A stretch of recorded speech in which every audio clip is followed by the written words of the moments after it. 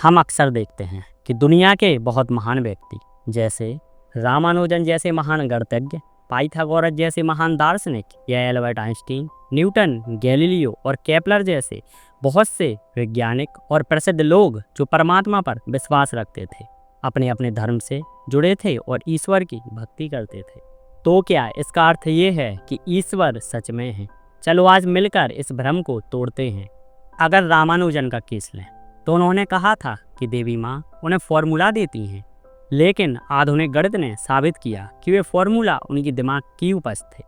या आइंस्टीन का केस लें तो वे स्पिनोजा के भगवान पर विश्वास रखते थे, यानी प्रकृति के नियम के अलावा कोई व्यक्तिगत भगवान नहीं।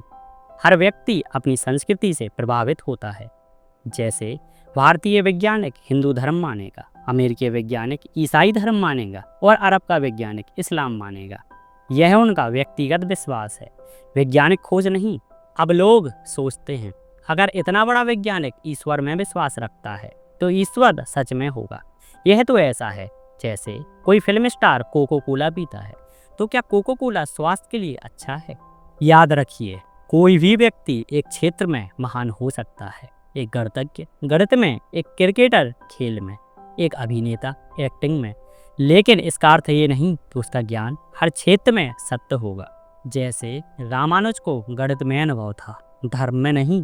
न्यूटन को भौतिकी पता थी, आत्मा नहीं।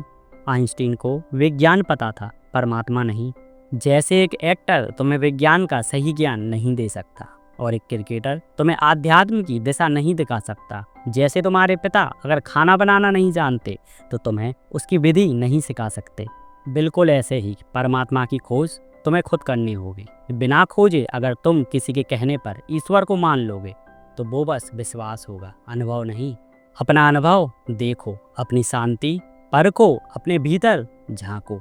किसी की बात पर भरोसा मत करो, क्योंकि बिना खोजे बिना जाने मान लेना ये तो अंधविश्वास है। परमात्मा को पाने का रास्ता किसी और का अनुभव नहीं, बल्कि तुम्हारी अपनी खोज है।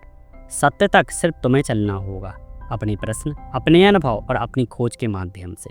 हाँ, कुछ महान व्यक्ति की बातें प्रेरणा दे सकती हैं, मार्गदर्शन कर सकती हैं, लेकिन चलना तुम्हें खुद पड़ेगा। इसलिए मत मानो जब तक खुद ना पाओ, मत रुको जब तक खुद ना जान लो। जैसे बुद्ध कहते हैं, आत्मदीपो भवाओ, अपना दीप, अपना प्रकाश खुद बनो। सच्चा गुरु तो वह है जो कहता है मेरी बात मत मानो, खुद खोजो। और सच्चा धर्म वह है जो कहता है मुझ पर विश्वास मत करो, खुद प्रयोग करो। दोस्तों, यही आध्यात्म का असली रहस्य है। सुनो सबकी पर मानो सिर्फ अपनी खोज की। सत्य तुम्हें तभी मिलेगा जब तुम अपने अंदर उसे पाओगे, क्योंकि खोजना तुम्हें है, बाहर नहीं बल्कि भीतर। ना रामानुजन, ना न्यूटन, ना किसी महान व्यक्ति के कारण, बस अपने कारण, अपने अनुभव के कारण। धन्यवाद।